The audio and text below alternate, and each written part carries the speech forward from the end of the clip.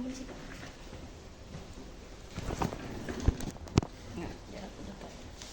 suaranya sih cukup kencang. Jadi Mbak jelasin aja ya. Jadi untuk kawan-kawan dari S1 Komunikasi Unip, RBTP itu berdiri pada tanggal 18 November 2009. Jadi dengan tahun ini baru 15 tahun. Dan belum lama ini kita ulang tahun. Jadi nanti Mbak sampaikan sejarah dulu biar pilih aja yang kamu ini, yang kamu butuhkan ya. Saat berdiri dulu kita hanya bersiaran selama 12 jam. Nah, sekarang sudah 20 jam. Jadi dari pukul 05 pagi sampai pukul 01.00 waktu Indonesia Barat. Dengan program kalau sekarang mungkin sekitar ada 17 program. Cuma program ini kan ada beberapa yang dia misalnya hanya program saat Ramadan gitu. Yang rutin setiap hari itu adalah program news. Kita ada punya program news itu ada 7 laporan sore, laporan terkini itu dia hitungan jam per jam 3, kemudian jam 4 per sore itu pukul 16.30, kemudian laporan malam, laporan daerah, Pekaro, laporan siang, laporan hari ini, dan laporan pagi. Jadi itu program-program untuk news, itu rutin setiap hari. Dan semua informasi yang disajikan adalah yang terbaru. Nah, kemudian program rutin juga yang untuk tayangan-tayangan di jam-jam prime time, di jam-jam padat penonton itu di jam 9 ke atas. Setelah news itu tayangnya 1 minggu sekali. Kalau di Senin itu ada di Sopirin RBTP namanya program. Kalau kalian pernah nonton program Nebeng Boy, kurang lebih kayak gitu. Tapi cuma di kita ini khusus toko-toko gitu, pejabat-pejabat, orang pusat. Dan yang istimewanya kalau kita hostnya yang mengendarai sekaligus hostnya itu si perempuan, si Unga. Sopirin Mbak Unga juga anak komunikasi, S2 juga komunikasi. Nah, kemudian di Selasa itu kita ada karena ini tahun pemilu, kemarin ada live talk show Bengkulu Memilih nama programnya. Program yang mengangkat tentang informasi-informasi pemilu. Talk show dia mengangkat ya soal perkembangan pelaksanaan dari para penyelenggara KPU, kemudian dari para pengawas pemilu, Bawaslu, kemudian juga para kandidat. Dan itu kemarin berlangsung selama hampir 2 tahun dan itu rutin kita bikin. Pas pileg kita bikin, pas pilkada juga kita bikin. Di hari Rabu itu ada program Jelajah Masjid namanya. Jelajah Masjid itu program religi. Jadi kita ada semacam profil-profil masjid-masjid yang punya ciri khas, masjid-masjid unggulan, masjid yang punya sejarah, misalnya historical budayanya ada, kayak Masjid Jami misalnya, itu kan masjid yang dibangun oleh arsiteknya Pak Soekarno, itu proklamator kita. Itu di hari Rabu. Kemudian di Kamis itu ada program namanya Adu Konten.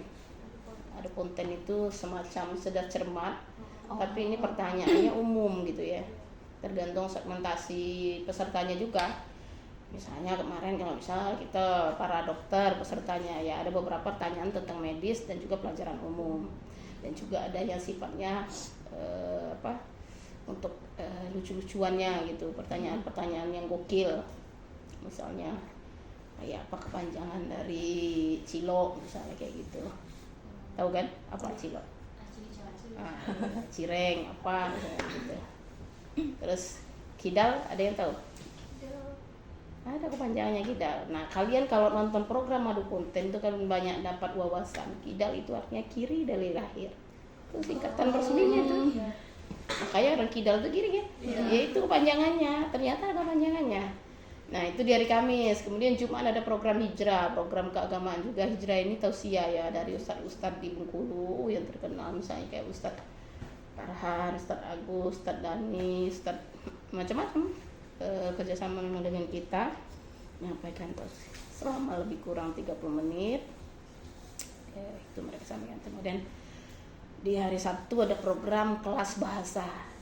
Di program edukatif itu programnya mengangkat tentang pembelajaran bahasa Inggris, ada bahasa Arab. Jadi dia bersegmen juga. Sabtu ini belajar bahasa Arab misalnya gitu.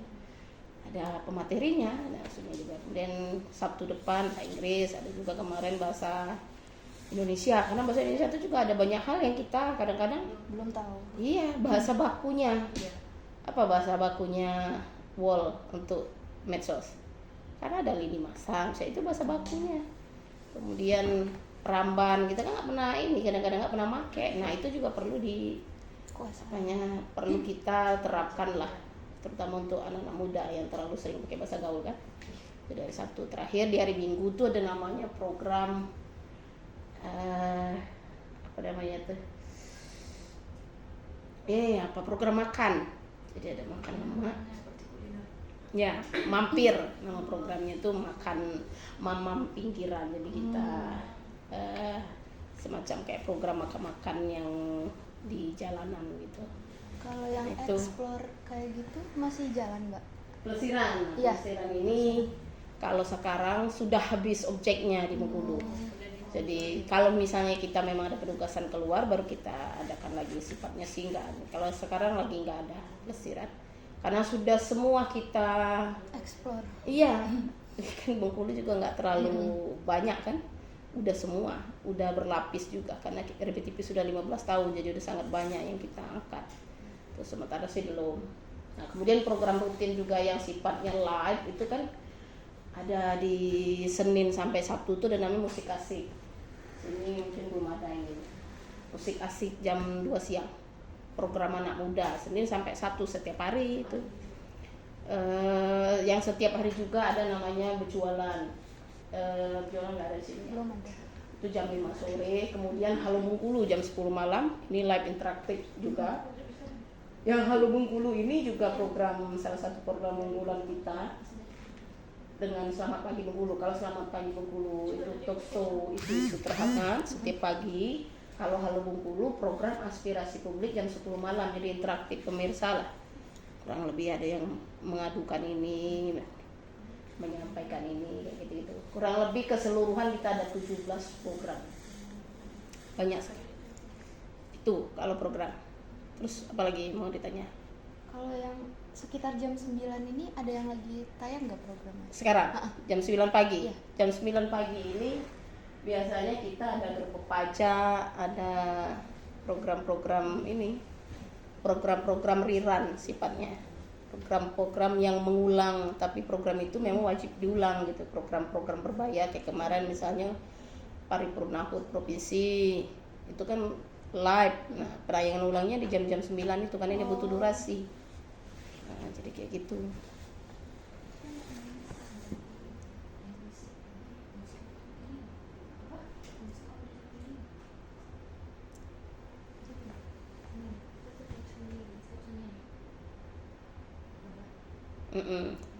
Apalagi? Kalau yang disupirin tadi itu target audiensnya kira-kira siapa aja, Mbak? Ya umum sih sebenarnya, umum, tapi lebih banyak memang usia 35 ke atas, karena kan rata-rata yang disupirin tuh para tokoh, pejabat gitu. Kalau usia-usia kalian nih pasti nggak mau nontonnya gitu kan. Tapi ada juga ya, misalnya kita ada artis ke daerah misalnya, dia masih remaja, disopirin, maka segmentasinya tentu yang remaja juga. Jadi tergantung siapa yang disopirinnya, segmentasinya tergantung siapa itu. Orang tua pun misalnya dia tokoh tua, kalau misalnya itu punya kedekatan dengan yang nonton kan dia suka juga. Tapi secara umum sih 35 tahun ke atas memang, usia 35 ke atas, dewasa gitu. Kalau karakteristik demografis dari misalnya usia, gender, pendidikan dan lain-lain dari audiens yang ingin dicapai itu apa aja, Mbak? Apa itu maksudnya karakteristik seperti apa tuh? Dari pembahasan itu tadi, dari topik yang dibawain di program Disupirin ini. Kayaknya bukan harus ditanyakan ke kita kan kalau itu. Tanya sama audiennya yang dia lebih ini. Kalau di kita sih RBTP ini kan TV program dengan 20 jam siaran. Jadi news 30%, 60% itu sifatnya yang hiburan, edukasi, religi, olahraga dan lain-lain. 10%-nya kan iklan. Jadi gitu. iklan layanan masyarakat. Nah kalau kita bicara karakteristik usia penonton, bukan di kita sebenarnya ininya. Karena kalau kita sih menyiapkan tayangan, silakan penonton menyukai yang mana. Kalau program anak jelas anak-anak biasanya kan segmentasinya anak. Nah kalau program religi itu biasanya memang orang-orang dewasa yang memang dia suka program itu. Halo Bengkulu itu aspirasi publik, maka biasanya yang suka nonton program ini orang-orang yang kritis, dia yang punya aspirasi tapi mungkin tidak ditanggapi pemerintah, orang-orang yang punya masukan tapi nggak didengar, gitu. Program makan lemak itu sama dengan yang mampir tadi, ya orang-orang yang suka kuliner, mungkin dia penyuka makanan-makanan tertentu kayak gitu. Nah, kalau Selamat Pagi Bengkulu ini kan program talk show harian, jadi segmentasinya ya mereka-mereka yang memang dia senang mendengarkan dialog dengan isu-isu terhangat kayak gitu. Kalau misalnya tujuan utamanya dari program ini apa aja Mbak?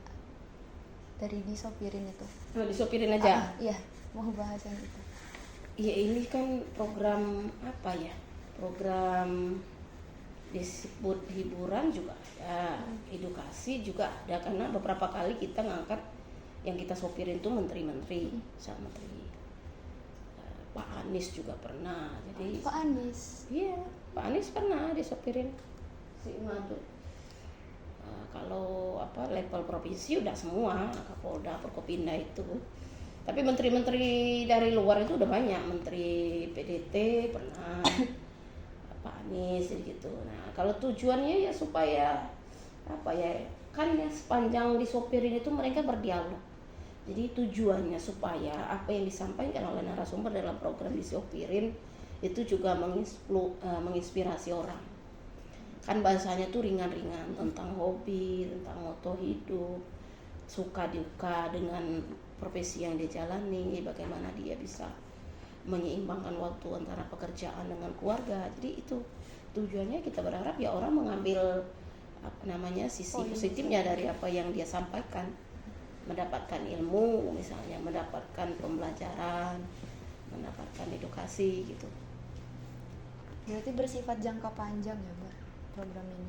Ya kalau disopirin programnya terus memang, karena kan orang kan banyak, bukan kayak kita pelesiran itu habis lokasi, habis tempat, misalnya mau keluar daerah ke luar negeri kita nggak punya budget sampai ke situ, tekor di kita, karena kan TV lokal ini nggak ada pengiklan, kita hidup dari programnya, bukan kayak swasta misalnya ada iklan jarum, ada iklan apa gitu, banyak produk makanan.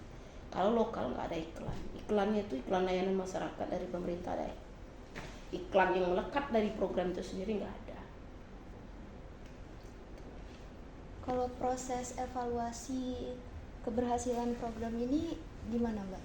Nah itu, jadi saya ini kan manajer program. Manajer program itu punya 4 tugas utama: merancang, mengawal produksi, menjadwalkan penayangan, mengevaluasi. Jadi 4 itu tugasnya.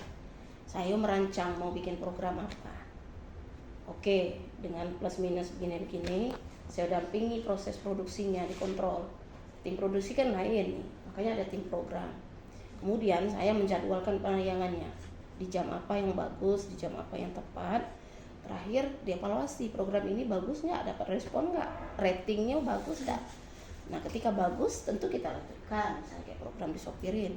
Ketika tidak bagus ya saya stop, berhentikan. Nah evaluasinya itu berdasarkan ya, kalau misalnya TV-TV swasta nasional itu kan mereka ada alat ukur kayak survei Nielsen misalnya, kayak kita juga kan. Nah kalau di kita nih kan alat ukurnya mungkin kita masih manual, kita lihat respon masyarakat. Ketika misal program itu tayang, streamingnya ada, respon masyarakat tinggi, menjadi pembicaraan, orang juga mengenal program itu, ya maka bagi kita itu programnya dianggap bagus, berhasil. Ada juga misal orang yang beriklan maunya khusus di situ, ya tetap kita pertahankan. Itu evaluasinya ya berjenjang. Dan program itu baru bisa disebut program minimal kalau 12 episode ya. Jadi disebut program kalau dia sudah memproduksi 12 episode. Kalau di bawah itu enggak kita anggap ini program. Kalau jenis konten yang direncanakan dalam kalender program ini tuh apa aja, Mbak? Semua program direncanakan, nggak ada yang nggak direncanakan. Kan kita itu tadi merancang, produksi, kemudian penjadwalan dan evaluasi. Kan semuanya memang diatur, nggak ada yang nggak dirancang. Semuanya dirancang. Nah, program sementara ini misalnya setiap tahun kita juga ada evaluasi akhir tahun, namanya SWOT, itu setiap bulan Desember. Nah nanti kan kita kan evaluasi juga program kita yang 17 ini tadi, mana yang masih layak dipertahankan, mana yang harus kita ganti, usulan program barunya apa. Nah nanti program baru misalnya kita bikin lagi program baru, ya udah yang kurang bagus ratingnya program ini dibuang, ganti dengan program baru. Slotnya di mana ya kita lihat di jadwal tayang itu. Kalau gimana jadwal penerbitan konten ditentukan untuk jaga konsisten dari program ini? Jadwal tayangnya sudah ada di kita, memang ada jadwal tayang kan. Jam siaran kita jam 5 pagi sampai jam 1 malam. Nah itu makanya saya bilang kan penentuan jadwal itu berdasarkan segmentasi usia juga. Program anak tidak mungkin kita taruh di jam 10 malam, anak-anak sudah tidur. Pasti program anak itu jam 5 ke bawah misalnya. Program religi biasanya itu menjelang maghrib atau subuh. Makanya program kita kayak hijrah ini tayangnya kan subuh dan juga sore hari menjelang maghrib. Program makan lemak itu pada saat hari orang bersantai, makanya tayangnya setiap hari. Kalau sekarang minggu itu dulu Sabtu, makanya sekarang hari Minggu malam jam 9 malam. Jadi orang lagi bersantai, ya memang lagi selera ini nonton. Jadi disesuaikan dengan segmentasi ininya, penjadwalannya. Kalau dialog ini namanya Selamat Pagi Bengkulu, ya pagi jam 8 pagi. Musik asik itu jam 2 siang. Yang rutin. News kita laporan malam jam 7. Kemudian laporan daerah jam 8 kurang 15 menit. Dia stripping ya, laporan malam ke daerah Pekaro. Program news kriminal itu Pekaro namanya setengah 9 malam, selama setengah jam sampai jam 9. Oh ini terakhir nih Mbak, di mana program ini menyesuaikan konten dengan kebutuhan atau peristiwa lokal yang ada di Bengkulu? Itu mungkin news kali ya. Kalau kebutuhan lokal tuh kan biasanya kan menyesuaikan dengan apa yang terjadi ya, biasanya di program news. Kalau news itu apa yang terjadi hari ini itu langsung tertayang di kita malamnya. Kalau dari program Disupirin sendiri? Disesuaikan gimana maksudnya? Menyesuaikan Konten ini dengan kebutuhan atau peristiwa lokal yang ada di Bengkulu? Enggak, karena dia bukan sifatnya peristiwa. Kalau Disupirin kan bukan sifatnya peristiwa. Kalau peristiwa itu misalnya kita angkat di program Selamat Pagi Bengkulu, lagi heboh sekarang, misal kemarin Pak Gub ditetapkan tersangka, dibahas secara tajam mungkin melalui program ini dengan mendatangkan narasumber. Kalau program Disupirin dia kan bukan sifatnya peristiwa. Paling peristiwanya itu ketika ada pejabat pusat yang hadir. Nah, itu penyesuaiannya di situ. Ada pejabat pusat yang hadir ke Bengkulu. Nah, momentum itu yang kita jadikan salah satu narsumnya, pejabatnya itu. Bisa kita kontak, bisa hubungi, kita tawarkan mau nggak dimasukkan dalam program Disupirin, misalnya gitu. Berarti kalau misalnya untuk undang orang itu berarti belum tentu terjadwal atau nunggu orang ada yang datang dulu ke Bengkulu? Kalau yang pusat, karena kita ini kan tayangnya setiap Senin nih, kan selalu kita kontrol Senin ini yang tayang siapa. Misalnya kalau misalnya belum ada yang dari pusat, berarti kita harus produksi dari lokal. Kayak sekarang kan gampang nih, orang-orang yang terpilih yang baru ini kan belum semua, karena masih kepala daerah baru. Biasanya sudah kita buat jadwal untuk produksi. Berarti topik dan pembahasannya itu tergantung dari narasumbernya ya, Mbak? Ya, tapi itu tadi kalau Disupirin ini formatnya memang yang ringan-ringan, bukan bahas yang berat. Misal kalau kita nyopirin Pak Helmi, itu bukan soal kerja dia sebagai gubernur, bukan bahas soal bagaimana dia berseteru dengan Pak Rohidin, misalnya, bukan gitu, tapi lebih ke hal-hal yang ringan. Bagaimana keseharian dia, hobinya dia, bagaimana dia dengan keluarga, menyesuaikan antara pekerjaannya sebagai gubernur nanti dengan pekerjaan dia sebagai orang tua gitu. Nah, bagaimana dia tetap beribadah kayak gitu, hal-hal yang ringan. prinsip hidupnya apa, moto hidupnya apa, itu yang dibahas. Dah cukup. Cukup Mbak.